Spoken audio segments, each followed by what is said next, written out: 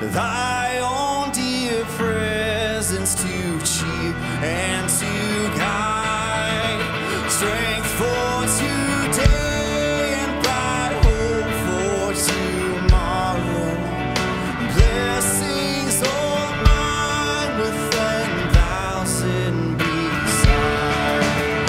Great is thy faithfulness, great is thy faithfulness, morning by morning, new mercies I see. All I have needed, thy hands have provided. Great is thy faithfulness, Lord, unto me.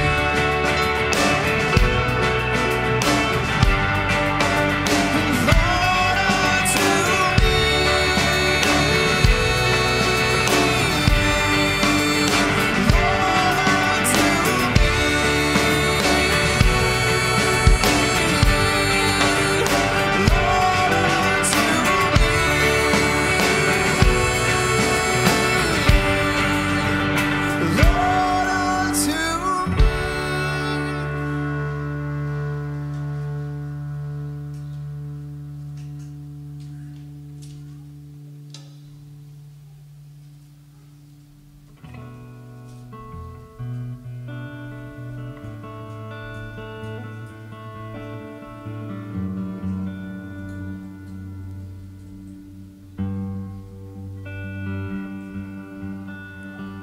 Oh, to Jesus I surrender.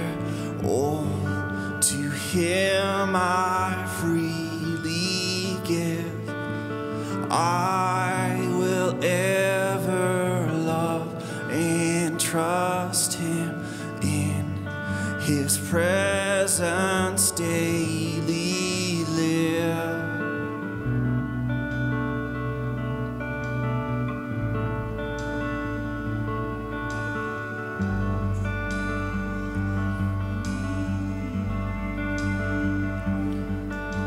And oh, to Jesus I surrender, humbly at His feet I bow.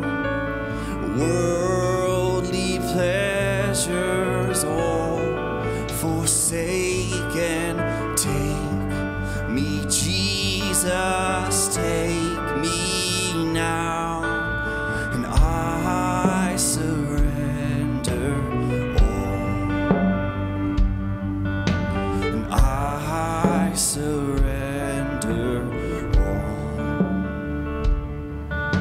and all to Thee, my blessed Savior, I surrender all.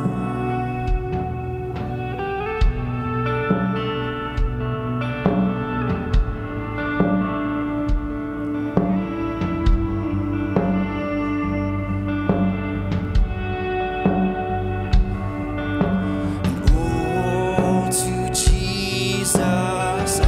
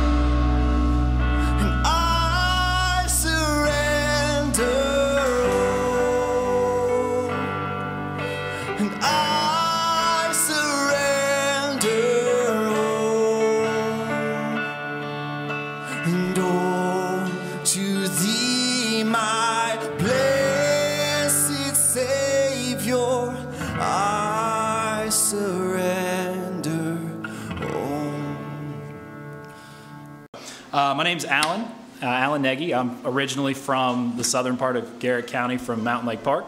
I work with Adam and Jeremy. I actually grew up going to church at Oak Park, which is the same church that Adam and Katie came to you from.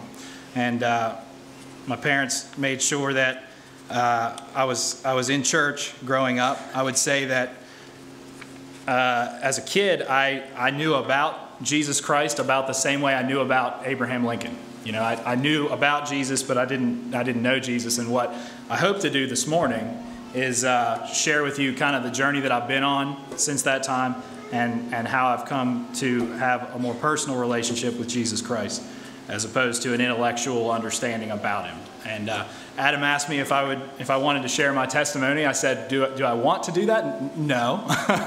But I felt like I was called to do that and to come here and to share this with you this morning. So I don't have any interest in sharing my whole life story with you, but there have been a few formative experiences that I've had along the way that have really shaped my faith and shaped who I am today. And I want to just run through those and hope at the end to share some of the takeaways or the lessons learned for myself, and I hope that it adds some value for you as well. So I grew up, I went to school at WVU. I went to college in Morgantown, and I graduated in 2012. And the year that I graduated, I married my beautiful wife in August of that year of 2012. And then a few short weeks after that, the first kind of major event in my life took place. As I was working at Beitzel Corp here in Grantsville, I was commuting in, and I was actually involved in a carjacking incident where there was an inmate who had managed to escape from his work crew. That there's a prison work crew there on 68, and he had managed to escape and carjacked my vehicle. And in the course of that event, if you're squeamish, you may not want to look at this next slide, but in the course of that event, suffered a stab wound to the side of my face, and really was a pretty traumatic experience. And through that, I know there were a lot of people in my family, certainly my wife and my parents and the people that cared about me, praying for me. And this was the first kind of experience that I had opportunity to see God work. You know, we called out to him and asked for his protection and for his healing power. And we were blessed to have the opportunity to see him work through that experience. And like multiple of my doctors, you know, several of my doctors through this time made it pretty clear to me that you shouldn't get the outcome that you got.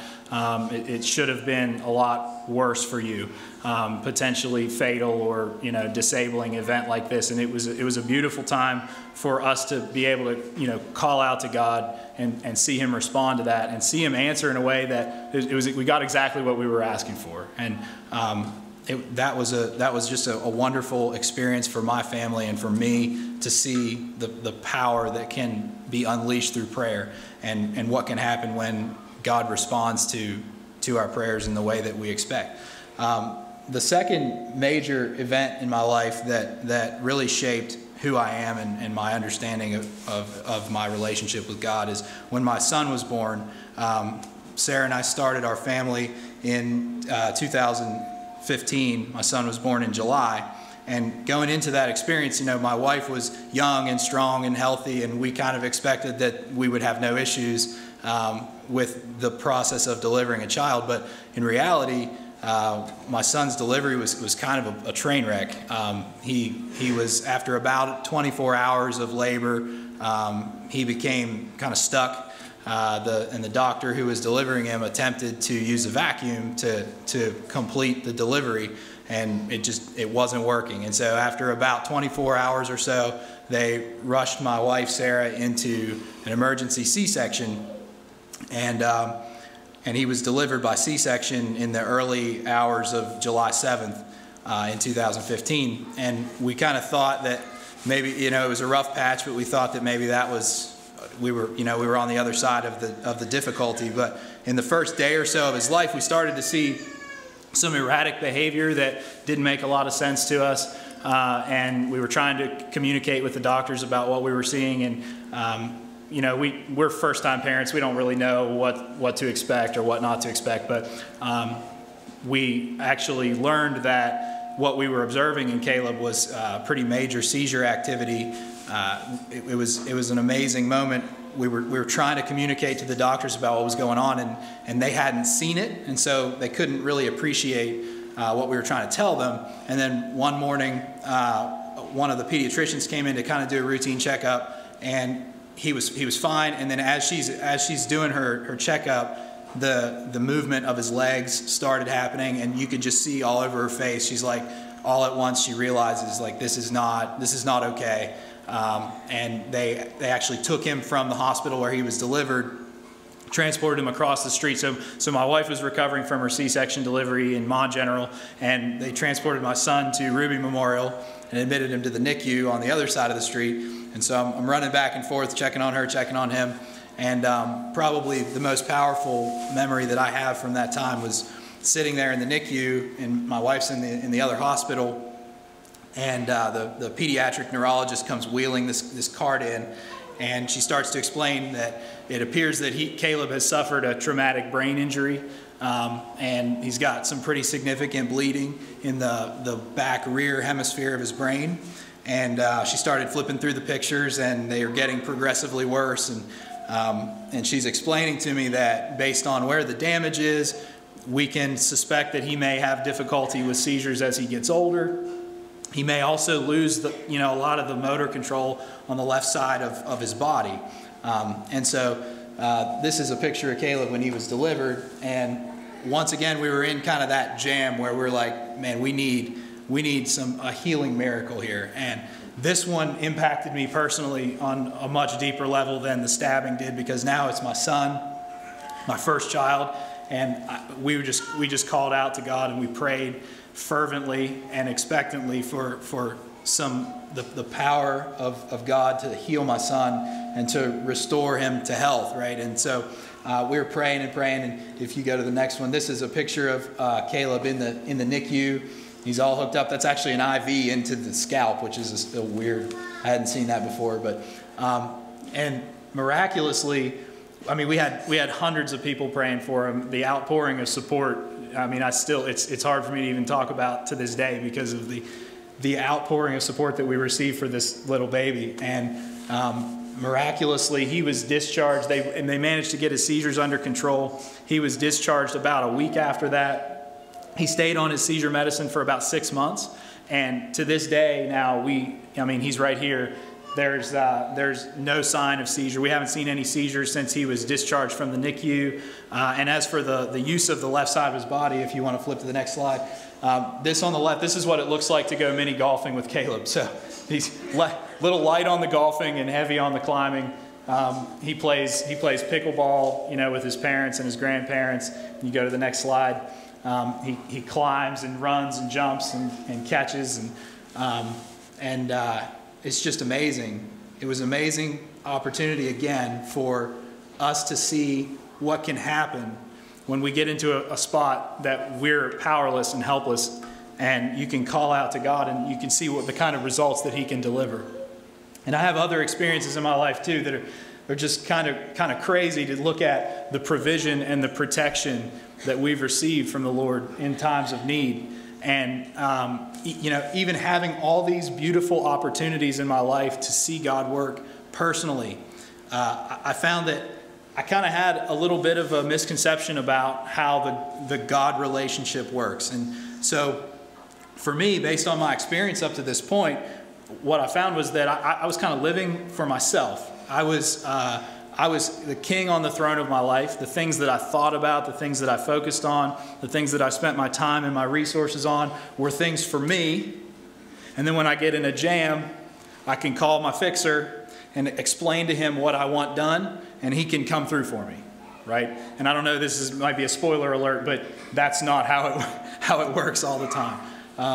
And so I had a lot to learn, and as I mentioned, I felt like I was seated on the throne of my life. And I feel like when my daughter was born, the Lord loved me enough not to leave me there, and He came into my life. And at different points, I feel like people had, when I would hear a sermon or I would hear a word of encouragement from someone, it was like they were messengers telling me, "Hey, that's not your seat," right?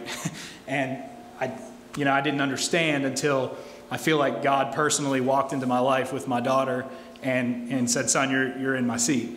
And that was a powerful experience for me to learn how to relinquish control, how to surrender, and how to accept God's will. And so that's what I want to explain with you next. The important thing is I moved quickly through these first few experiences in my life just because what I want to point out is that up till this point, on all these major issues in my life, my will lined up with God's will. And that was a blessing. It was a tremendous blessing for my son, for myself, for my family.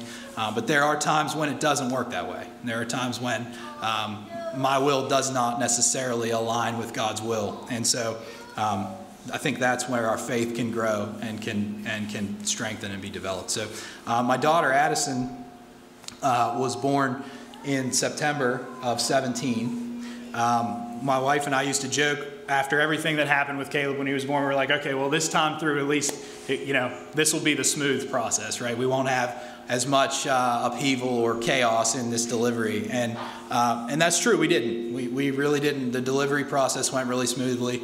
And we were very fortunate to deliver Addison without any major incident in September. If you go to the next slide, this is Addison as a baby. But our first sign of concern with Addison was she was born pretty small. She had pretty low birth weight, and so our focus initially was to try to get her weight up. She was a little bit hypotonic, meaning she had low muscle tone. And so we thought, well, we just need to make sure we stay on the feeding, get her bulked up a little bit, and we didn't have any real major concerns. But then about a month after she was born, I was at work one day, and my wife texted me, and she's like, hey, you're not going to believe this, but I think Addison is having a seizure. And we were both kind of like, nah, there's no way that we're going through this a second time. We've already done the seizure thing. That season of our life is over. This isn't supposed to happen again. But over the course of about, 12 hours or so, she was being racked with progressively longer and more violent seizure episodes. By the time I got back to Morgantown from Grantsville, they were pretty serious seizure episodes. So we take her into the hospital. They admit her, hook her all up. And the next slide is actually a picture of her hooked up. This is an EEG machine. I think I could probably hook one of these up at this point. I've spent enough time with them. But this is Addison in about October of 17. They hook her up to the EEG machine, and they confirm that what we're seeing are seizures.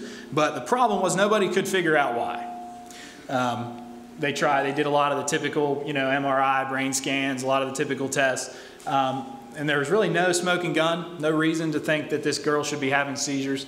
And so they attempted a spinal tap a bunch of times. And ultimately, really the only indication that anyone could come up with about why this girl is seizing was that her spinal tap was a little bit high in protein, and they believed that might indicate that she had a spinal meningitis infection, which can cause seizures in babies. And so really, for lack of any better answer, it was like, let's call it meningitis, discharged us. And so she was on some seizure drugs for a little bit, but then we weaned her off pretty quickly, and we really didn't have any other reason to be concerned for a little while. What we did continue to see with her was continued delay, developmental delay, in terms of she's just not hitting the milestones that we would expect a girl of her age to be hitting. And so my son had spent a fair amount of time in the Birth to 3 program in West Virginia, where you get a lot of therapy services through the state. And so we were exploring getting Addison into that same program. But, the questions started to kind of come up, like, is there something else going on with Addison? And so we continued to see that developmental delay. And then the big hammer for Addison dropped in May of 2018, so May of last year. My family and I were on a vacation in Florida, and like a couple weeks after we got home, which in hindsight was a huge blessing that this didn't happen in Florida, but a couple weeks after we got home, we started to see just totally new and different stuff out of Addison, and it was unlike anything that we had seen before. But it were these momentary spasms or periods of it was almost like she was losing control of her head and neck, and her head would drop against her chest, and she would kind of pick it up, and then a second later it would drop and pick it up. And this happened, it was really subtle at first, but it happened over a period of a day or so, and we weren't sure what to make of it. It didn't look like any kind of seizure we had ever seen, but we were wary at this point. And so we started sending videos to people that we know, saying, hey, what do you make of this? Doctors that we know personally. And overwhelmingly, the response was, get to the hospital now. And so we did that. We took her into the hospital again, and they admitted her and hooked her back up again. The next picture. So this kind of looks familiar. It's the same EEG machine, but you can tell she's a little older here. So they got her hooked up, and they're monitoring her brain activity, and they come in and confirm for us that yes, they are seizures. The difference is they're a very specialized and unique form of seizure activity that is pretty rare. It's called infantile spasms. The seizures of this variety don't respond at all to typical anti-epileptic drugs. And so there's really only 3 courses of treatment, and one of them is not even approved for use in the United States because of the detrimental effects that it can have on the child's vision. But they explained that these forms of seizures are generally always accompanied by some underlying genetic or metabolic condition. They usually don't just happen in a vacuum. I mean, some kids have these types of seizures and then they kind of grow out of it or whatever, but that's pretty uncommon. And so really at this point, the search for what's going on with Addison began in earnest. And they also prescribed us a course of treatment. Basically, you can treat it with a longer course of low-dose steroid or a short course. You can just blitz it with a short course of like ultra-high-dose steroid. And they prescribed the high-dose steroid. When we were discharged from the hospital, when I went to pick up the drugs, the pharmacy, I showed up, I said, I have a prescription for Gnegy. And the guy, looks at it, goes to the back, comes back out, and he's like, yeah, we didn't fill that. And I was like, why? And he's like asking me questions. So how old is this child? How much does she weigh? And I'm answering his questions. He's like, you can't give that dose of that medication to that child. Like that's unheard of. And it's like, I don't know what to tell you, so the pharmacy gets in touch with our neurologist, and they explained that no, there wasn't a mistake. That is the steroid dosage that we need. And so the pharmacy filled it reluctantly. And so that was my first indication, like what are we getting into? The pharmacist won't even fill it for me. But the doctors explained to us at the beginning of this course of treatment that you can generally separate IS kids, infantile spasm kids, into 2 groups. The ones that respond well to the seizure treatment and the ones that don't. If you can get their seizures under control, you tend to have a lot better long-term prognoses or long-term outcomes than if you can't. And so we were right at this fork in the road, and it was going to become obvious very quickly how serious this was going to be for Addison. And so you talk about praying your guts out. Like it was like I've been here before, and I remember thinking, I don't know if there's like a quota on miracles that you can have or how that works exactly, but I need another one, right? And so up to this point in my life, this has been my experience with God, right? I go through life, I do my own thing, I'm living for myself, and then I'm in a jam. Okay, here's what I need. I need this, this, and that. And then I call out to God, and he delivers on it. And so I was following that model. I was just following that same model. And so this is what happens if you put a 9-month-old baby on really high doses of prednisone. So this is Addison on the left, kind of time lapse. And so what you get is a really, really hungry, really, really angry baby. You can see there's not a lot of smiles in these pictures. She just was mad and just hungry and getting really, you can see her chubbing up over time. I mean, the change, and this is over the course of like 6 weeks. I mean, like, this is not a long period of time. And so the change in her body, the change in her, just her mannerisms, in her personality, it was heartbreaking. It was heartbreaking. And the worst part was that it wasn't working either. So we're doing this to her, and it's not working. And constantly in our minds, we're like, okay, 2 groups of kids, some that respond, some that don't. And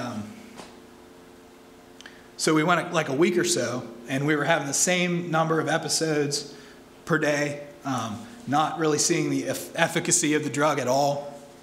And I remember telling Sarah, and this sounds, I recognize how this sounds. It sounds kind of corny, but I remember telling Sarah, I think we should go through and find some verses, some passages of Scripture that we're really holding on to. And I think we should write them down, and we should hang them in her room, around her crib or whatever, so that as she sleeps at night, she's surrounded by God's Word. And we talked about it, and we had the best of intentions. We didn't do it for a few days, and we continued to see the spasms multiple times a day, and get more and more desperate. And we finally, one night we did it. We wrote them down, we hung them. And the following day was the first seizure-free day she's had, and we haven't seen one since. And that's the truth. So at this point I'm thinking, hey, my model, my God relationship model is working. He's gonna do it again, right? Like I'm in a jam. I call out. I get what I'm asking for. And we were really encouraged at that point. And we still are. I take nothing away from that. Addison's ultimate outcome, regardless of what that ends up being, this was a tremendous blessing. I mean, you see the toll that this has taken on this child. And to see God come through in that time was powerful. It was powerful. So at this point, we're very encouraged, but we still didn't know. So we got the seizures under control, but we still didn't know what's going on. Like there's something more to this story, because she continued to be very delayed, and we continued to struggle to know kind of how to keep her moving in the right direction. And I remember one night, because like I said, just praying my guts out all the time. And I remember one night being in my living room on my couch and just bargaining. Right? Have we done that? Anybody ever done that? Just bargaining, begging, like I'll give this up, I'll give that up, I'll give anything up, whatever, I'll do this or that in exchange for what I want from you, right? And that, I would say, was the turning point for me, really, in this experience and in my life generally, because I felt like that evening, that night, what I heard from God was, yeah, but what if it's a no? Like what if it's no this time? And I realized that I had taken Addison and her condition and her health, and I had elevated it to the ultimate thing. Like that was the most important thing. And I was willing to trade everything else for that, including my relationship with the Lord was an instrument to that end. It was, listen, this is what I need from you. I'll give anything. This is the most important thing. And I felt God speak to my heart, yeah, but what if we're not going to go that direction? And it's like, do you trust me or not? And this was the end of the sitting on the fence for me. This was kind of like the end of where my will and God's will always lined up, and I could kind of do my own thing, and then when I get in a jam, call out to God, and He does what I want, right? This was the end of that. And so I committed in my heart that night that, okay, regardless of what her ultimate outcome ends up being, I'm on board. I'm on board. And I came to terms that night with the fact that, because we still didn't know what was going on with her. Like a lot of the conditions that underlie infantile spasms are fatal. I mean, it was like, we didn't have any idea what to expect. But it was like, okay, I hear what you're saying. I'm on board. Whether it's a yes or a no, I trust you. I trust you with this. And so then in October of 17, my wife gets a call. We had taken Addison to Cincinnati Children's for some like second opinion or whatever, and they had ordered some follow-up genetic testing. And in October, she gets a phone call. This is how news like this gets delivered sometimes, I guess. She gets a phone call, and it's like, hey, listen, we got a test result back, and we determined what's going on with Addison. We have a diagnosis. She has a genetic disorder called 1p36 microdeletion syndrome. It's like, okay, what does that mean? And so they go on to explain to us, and then of course we do our own research, and we learn that there's a genetic disorder where a section of DNA is missing from the first chromosome. The vast majority of cases are de novo, meaning that they're not inherited. It's just something that happens in fetal development. And the range of potential outcomes or prognoses is like crazy, crazy wide. On the most extreme end of the spectrum, you've got kids that are completely and totally disabled, can't move themselves, can't use the bathroom on their own, can't feed themselves or communicate. You know, it's total disability. And then on the more favorable end of the spectrum, you've got kids that can do some of those basic self-care things. And we've even heard of some kids that go to school and are not in special ed or whatever. So we have no idea what to make of this for Addison at this point. But what we have seen, if you go to the next slide, there you go. What we have seen is really a miraculous change of course in Addison's life. I mean, from those first pictures you saw to this, there's still a bunch we don't know about what to expect for her. But we're very encouraged insofar as she's already further ahead than a lot of the kids with her condition ever get. She's sitting up on her own. She's smiling, you know, and she's also starting to move around a little bit in her walker. We have like a gait trainer thing so we're seeing really encouraging signs from Addison. And I just thank God for that. And we are preparing ourselves for the possibility that she's going to spend the rest of her life with us. But we also see God's provision in this and the way that he's blessed her already to this point, just bringing her to this point. And so I've learned a couple things through this experience, and I want to share 3 of them with you. The first one that I would point out is that God is in control. This is something that I struggled with a lot at the beginning, because you talk to doctors and they would explain, well, it's not anything you did. It's just a random thing that it just happened. It just happened. It's just random. And I think her condition affects like 2 per 10,000 or like 0.02%.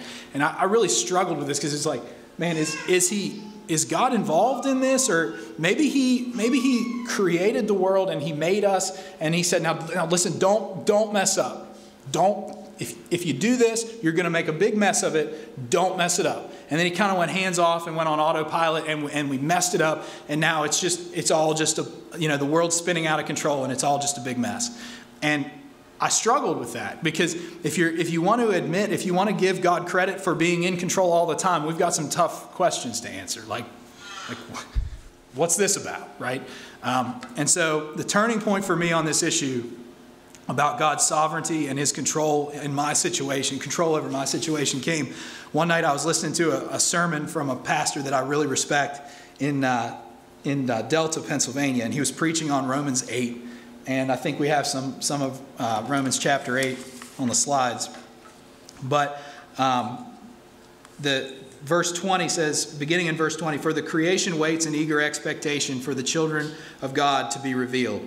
For the creation was subjected to frustration, not by its own choice, but by the will of the one who subjected it, in hope that the creation itself will be liberated from its bondage to decay."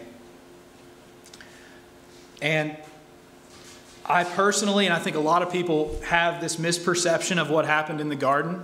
Up to this point in my life, what I thought happened in the Garden of Eden is exactly what I alluded to earlier. God said, look, I got all this set up for you. You got everything you need, but I need you to just do this one thing. Don't do this over here. Don't eat of this tree, or you're gonna just really mess it up, and then you're gonna have a big mess on your hands, right? And then, of course, man went and disobeyed, turned our own way, ate from the tree, and then God's like, okay, how am I gonna get him out of this? How am I gonna get him out of this jam? I don't know, maybe I can do something where I send my son and he like atones for the sin of the world, or so. I don't know. Just give me a minute. I'm gonna have to figure this out, right? The reality is, when you say it like that, you see the foolishness of it. Like, God in his infinite wisdom and his infinite foreknowledge, it's not like the sin of man caught him off guard. Jesus was plan A always. It wasn't like, oh, we ate of the tree and he didn't see this coming. What I see in Romans chapter 8 is that God's deliberate and intentional response to our sin was to subject creation to the futility and the brokenness that we see and that we now live in hope that in the brokenness we would see the true state of our condition, right? our human nature is to downplay the seriousness or the magnitude of our sin. I know I've done that. I'm guessing you have too. It's like, I mean, yeah, okay. It says not to, I did. Like, what's the big deal? We can't appreciate the magnitude of the consequences of our sin without this brokenness here to remind us, right? And I think that a lot of the brokenness that we see in the world is God's deliberate and intentional response so that we can see our need and so that we can appreciate that this is not our home, right? I think the most unloving thing that God could do for us is to let us just cruise through life, comfortable, always getting what we want, and come to the end and find out that we totally missed the point, right? And so this was the turning point for me. It's like, no, God is in control. He's absolutely sovereign. The Bible is chocked full of references to God's sovereignty. And some of my personal favorites, I would encourage you, if this is an area that you're wondering about, I would encourage you to read the first few chapters of Job. Look at what Jesus said to Peter at the Last Supper. And in both of those cases, it's like, hey, listen, Satan is requesting permission to afflict this person or to test this person. Satan cannot even operate without permission, right? The Bible says that not even a sparrow falls from the sky outside of God's care. He is absolutely sovereign, and he is in control of Addison's situation. That was the first thing that I feel like I've learned through this experience. The second thing is, okay, if you're willing to accept that God's in control, then why in the world does this have to happen? And I think a common question that people ask themselves, and certainly a question that I explored, is like, well, maybe I'm being punished. Like, I know all the things that I've done and shouldn't have done. You guys may not, but I do. And maybe I'm being punished. Maybe that's what this is about. And I very recently came to terms with this, that I don't believe God punishes me for my sin. Because the full measure of the punishment for my sin has already been poured out. God is absolutely just. And in his justice, he's not going to punish two people for the same sin, right? Jesus Christ bore the full weight of my sin in his body on the cross. And so when I suggest, or when I start to believe that I'm somehow being punished for that same sin, what I'm saying is I'm discounting what was done for me on the cross. I'm saying, hey, listen, I know that you suffered and died for me, but I feel like maybe it wasn't enough. Like maybe you need some help from me. So maybe I need to also atone for that, just to be on the safe side. It's kind of like maybe you paid the bill and I'll get the tip type thing. The reality is Jesus said it is finished on the cross. It's finished. And so if you accept the sacrifice that he made for you, you don't have to be punished for your sin. So I think that in contrast to being punished, I think that God does use our sin, or does use our difficult experiences to correct us and to maybe discipline us, right? There's a big difference between punishment and discipline. There's a big difference between punishment and correction. And I believe, in my case personally, what happened with Addison was his correction in my life, because I explained earlier about the relationship that I had with the Lord. Like I do my own thing, and then when I need something from you, I'll let you know. And I believe that what this was for me was God teaching me to rely on him and to see the inadequacy of myself, of my own ability. And so the verse for me that just speaks powerfully to this is in 2 Corinthians chapter 1. This is like maybe my mantra verse for my life right now, or for what we've been through. I just want to read it. So we were under, this is the Apostle Paul writing to the church in Corinth, and he's kind of recounting or retelling some of the things that he's been through during his ministry. He says, we were under great pressure, far beyond our ability to endure, so that we despaired of life itself. Indeed, we felt we had received the sentence of death. In other words, guys, it was heavy. Like it was a lot. And we didn't feel like we could carry it. And at times we felt like we were going to die. Like it was just too much to take. And I can relate to that. Maybe you can relate to that.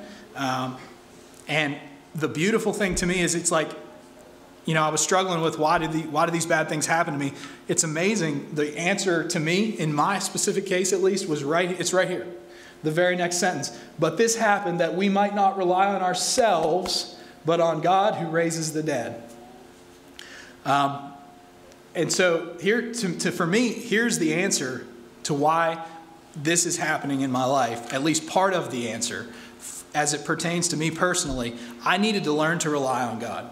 And up to that point, I was relying on myself. I'm a pretty capable person, and most of the things that I had come up against, I was able to navigate in my own strength. And then when I got in a really, really tight jam, I could kind of ask for a favor, and the big guy would deliver. But this was the first time that it's like, listen, you're at the end of yourself. Like, you can't do this. And I was faced with my own inadequacy, and I feel like this was him teaching me to rely on him and to trust him. You can't learn to trust a God that just always does what you tell him to do. Like, what kind of God is that? When you know what you have an agenda and you ask for it and you just know he's just going to do what you tell him to do. You can't learn to trust in that type of situation until you get into a situation when you have to relinquish control of your life and give it over to God and trust that even if it's not what you would have done or what you asked for yourself, it's what you're willing to accept, and it's what the Lord has in store for you. So the last thing I want to share, the third point that I took away from this is even permanent is temporary. In 2 Corinthians chapter 4, there's this kind of banner verse that a lot of people, it's a very famous verse. It's a beautiful verse of encouragement. Therefore we do not lose heart, though outwardly we are wasting away, yet inwardly we are being renewed day by day.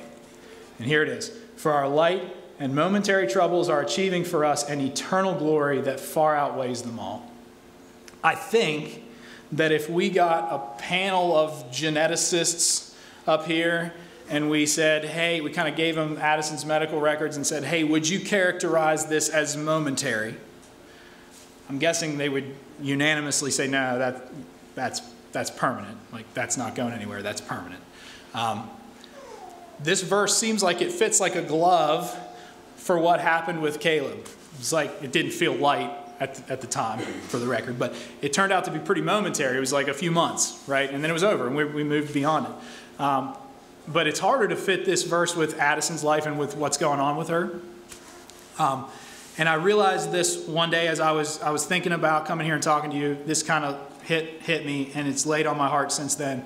Is when Caleb was in the hospital, and he was all hooked up and having big seizures, and we were praying for him. Do you know how often I thought about that? How often I thought of him?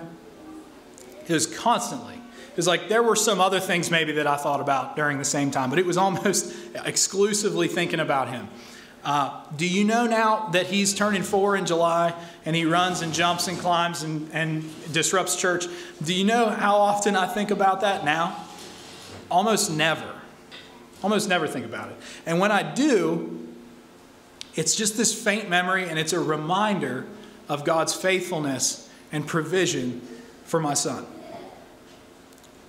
Do you know how often I think about Addison and her condition and what she's going through? Daily. It's every day. Every day. But in Philippians chapter 3, it says, our citizenship is in heaven, and we eagerly await a Savior from there, the Lord Jesus Christ, who, by the power that enables him to bring everything under his control, will transform our lowly bodies so that they will be like his glorious body. And I think that on that day, when that happens, I won't think about Addison's condition very often. And I think that when I do, it'll just be a faint memory and a reminder of God's faithfulness and his provision for my daughter. And so, even when it's permanent, it's momentary. In the scope of eternity, what's a lifetime of suffering? Would 60 years, 80 years of suffering justify 60 or 80 years in heaven? I think so. I think it probably would. What about 600 or 800 years? Yeah, I think so. What about 8 million years? What about eternity? And so that's what we're holding on to. This is our hope for Addison. This is what when things get really hard, this is where we put our trust and our hope. And if you don't have this hope, I don't know how you do it. I don't know how you face the challenges of life. Because if you haven't yet been led into a situation where you see your own inadequacy and you come to the end of yourself, my prayer and my hope for you is that you will be led into that situation, and that you will see how to relinquish control of your life, to give it over to Jesus, and to trust in what he's going to do, even when it doesn't make sense, and it's not what you may have picked for yourself. So that's my story. That's some of the things I've learned from it. I'm still learning a lot, and I appreciate your time this morning, and I hope that something helps from what we shared. I hope that there's somebody in here who can take something away from this and can apply it to your life.